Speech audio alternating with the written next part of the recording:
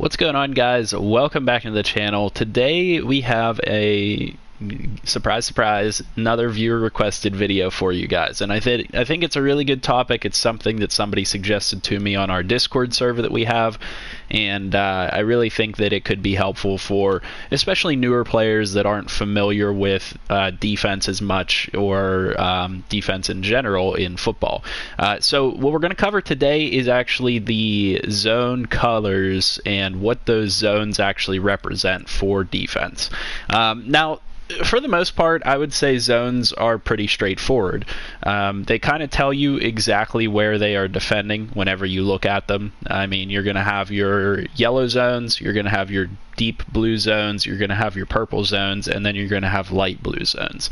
And before we actually go in and look at any plays or anything, we can just look at, or I mean actually on the field, we can just look at the play selection and you'll be able to distinguish between the different types of zones here. So what you're going to see here is there are some slightly different shades of some of these colors. As you guys will see, there are different yellow shades in there, and then there are, obviously the two different blue shades, which represent two different things, and then there are the purples as well.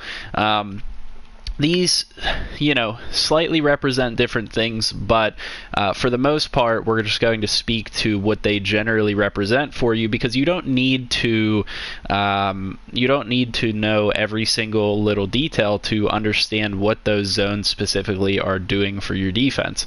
The major differences that you do want to be aware of is with those deep blue zones, because as you guys will see on some of these plays, like on the Crash Blitz 3 and the Cover 3 Cloud, you have 3 deep blue zones, but as well on the Cover 6 you have 3 deep blue zones, but they are different sizes. And so one of the first things I want to talk about is understanding what's going on with your deep blue zones. What's going on with your deep blue zones here is there are quarters, and there are halves, and there are thirds. Your players are going to be responsible for covering a half of the field, a quarter of the field, or a third of the field, depending on the size of those zones. So if you look at the Cover 6 here, the deep blue zone on the left side at the top is going to be responsible for covering half of the field. They're going to have to cover that left half of the field, whereas the two deep blue zones on the right side are going to have to each cover a quarter of the field on the right side.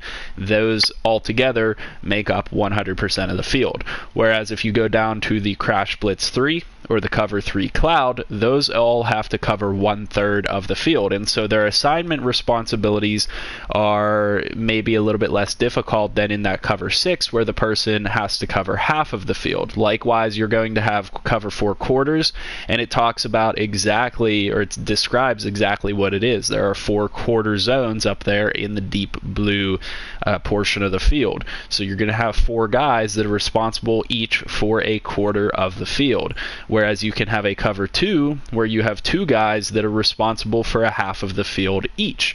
But essentially what those are, if we go into a play real quick, is they're covering the deep part of the field. So when you look at Kevin Byard and Kenny Vaccaro here, they're each responsible for, since this is a Cover 2, they're responsible for essentially, generally speaking, I would say they're responsible for halfway across the field all the way to the other sideline. Now, when you show up on the actual playing field here, the zones don't appear the same way that they appear in the play sheets, and I think that is kind of a failure of Madden and the developers, is they tell you that they're going to cover more than they actually will.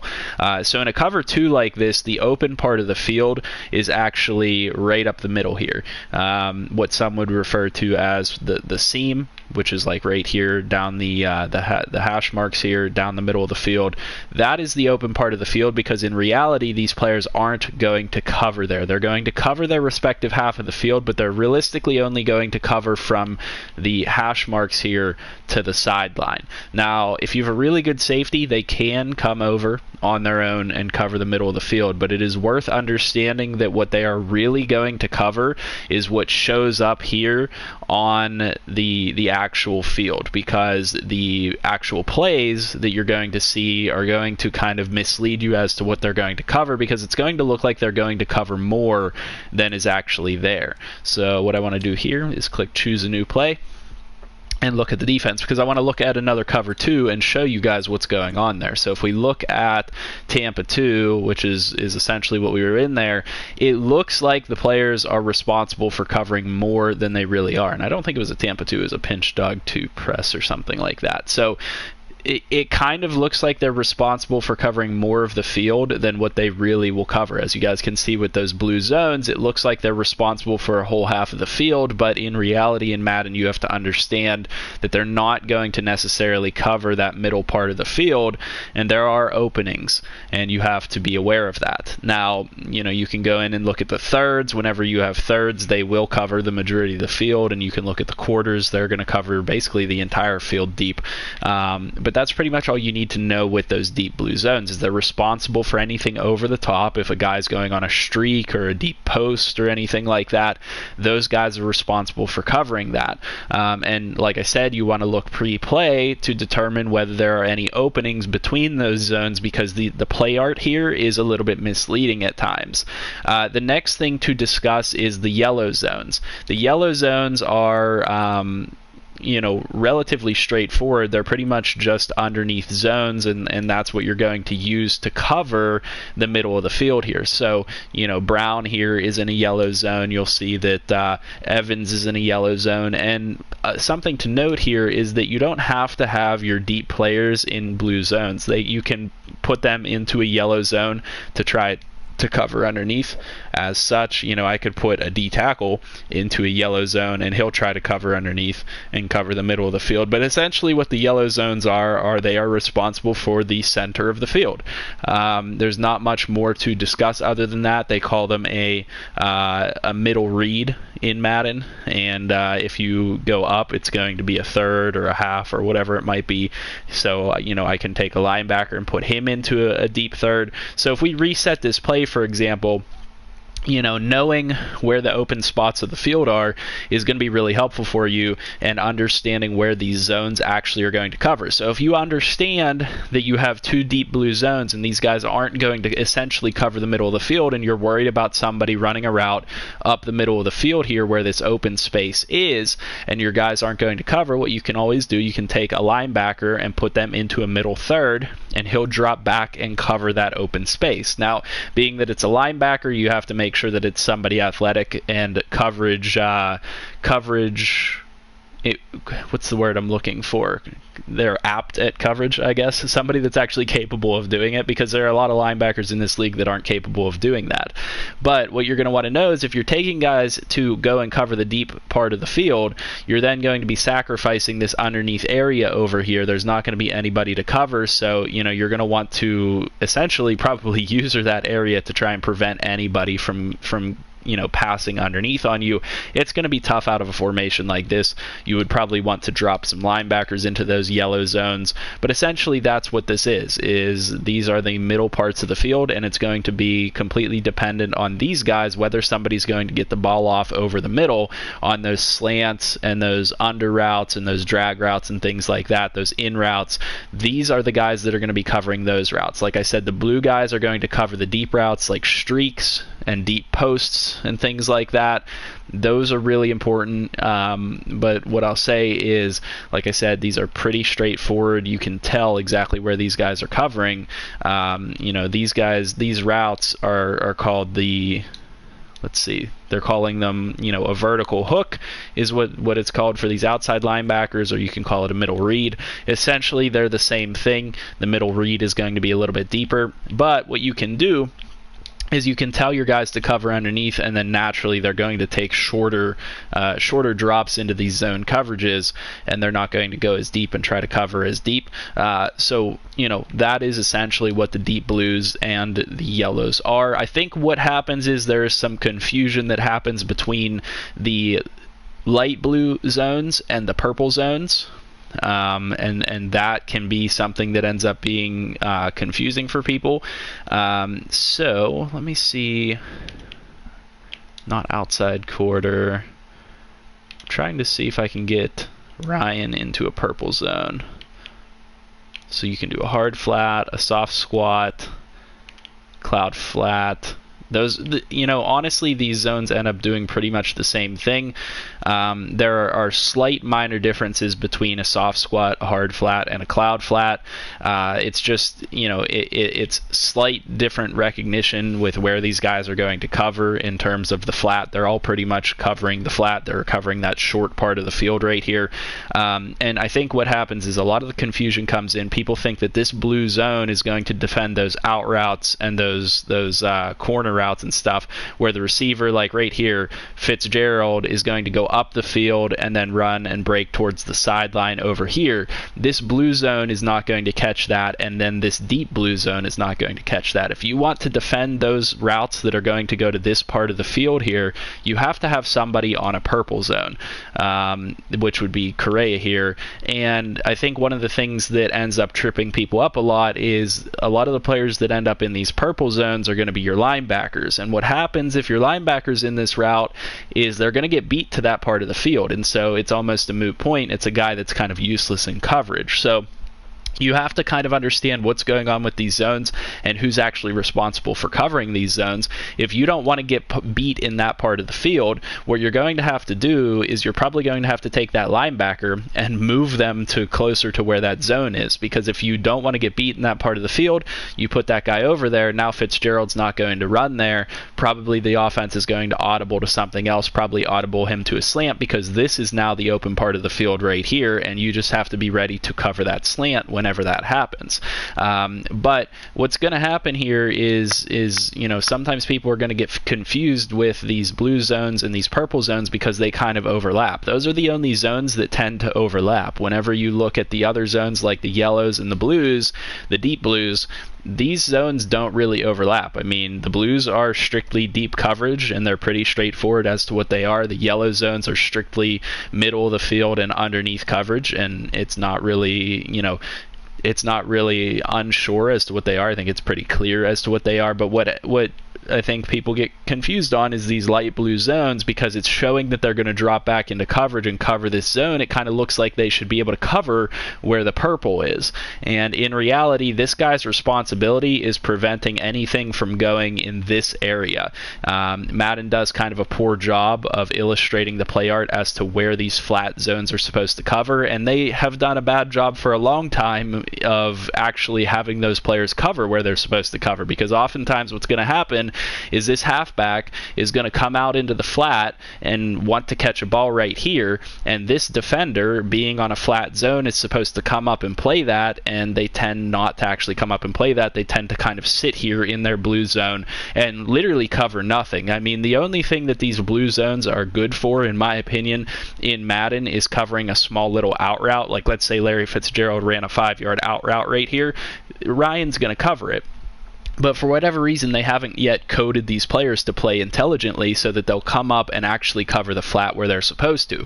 So know that these blue zones are really not all that helpful to you. I mean, you do want to have them there, because otherwise, if all you have is this purple zone with Correa, this guy's going to be 10 yards off the line of scrimmage, and if someone catches the ball in the flat, they're going to get a free 10 yards on you and potentially make a move on you and then go for more. That's kind of the benefit of having these short blue zones, these light blue zones. But the problem with that is these guys don't play the way that they're supposed to when they're in these zones.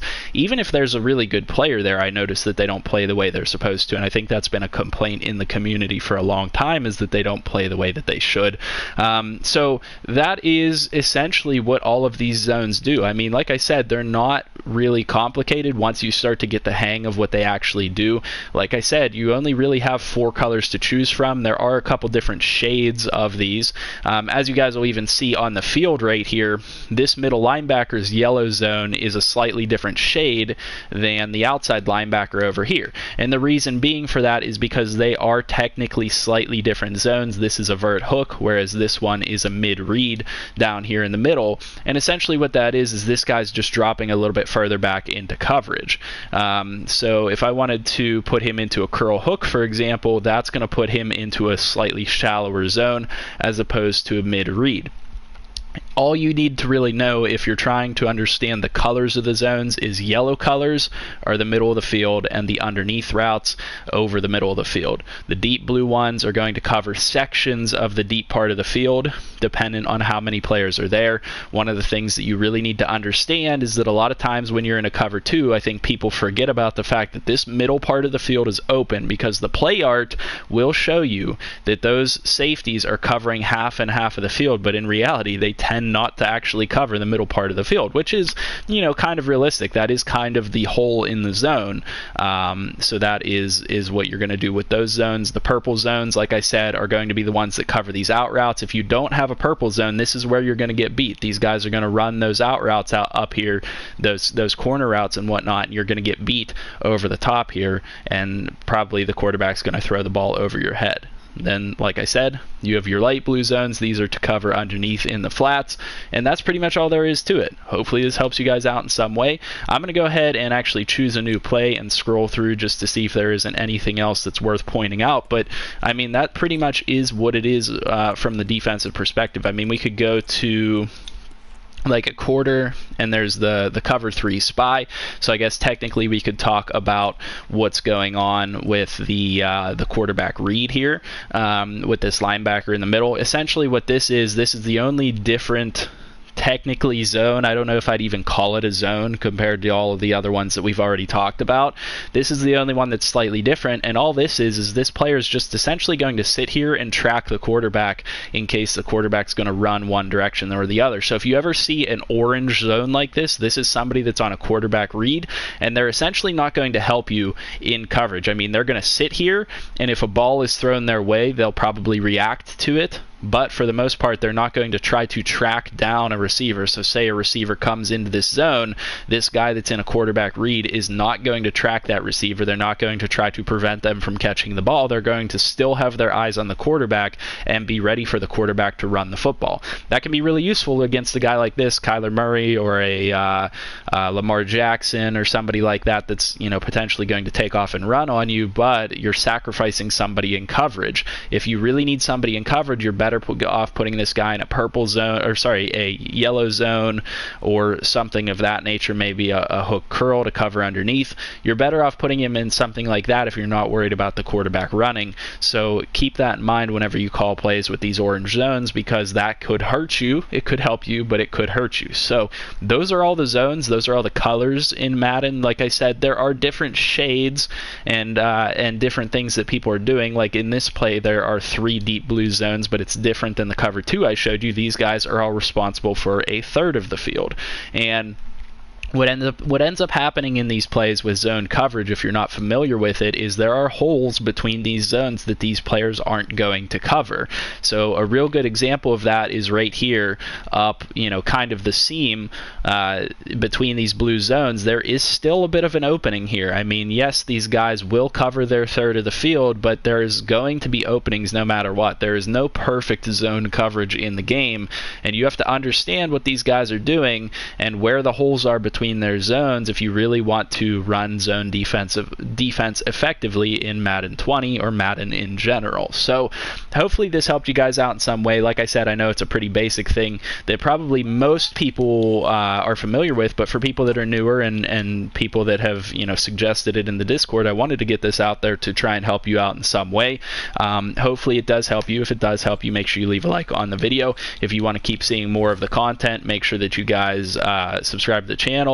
Comment down below with what you guys would like to see next, and we'll be able to get you guys that content. I just wanted to point out here what exactly happened. So as I had mentioned before, I had that quarterback spy in, and I didn't change it, and so when the quarterback took off, the linebacker came up and got him. But what I want you guys to realize is he's just sitting here. And there are wide receivers running free behind him, and if the quarterback decides to throw the ball, these guys are open. If this guy's in a yellow zone, he's probably going to drop back into this area or over to where this linebacker's at and this wide receiver's at and try to defend one of those guys. But being that he's in a quarterback spy, he's just going to sit there and track the quarterback and come up whenever the quarterback tries to run. So just to emphasize that point, that was what I wanted to go over. And with that being said, I'll see you guys in the next video. Have a good one.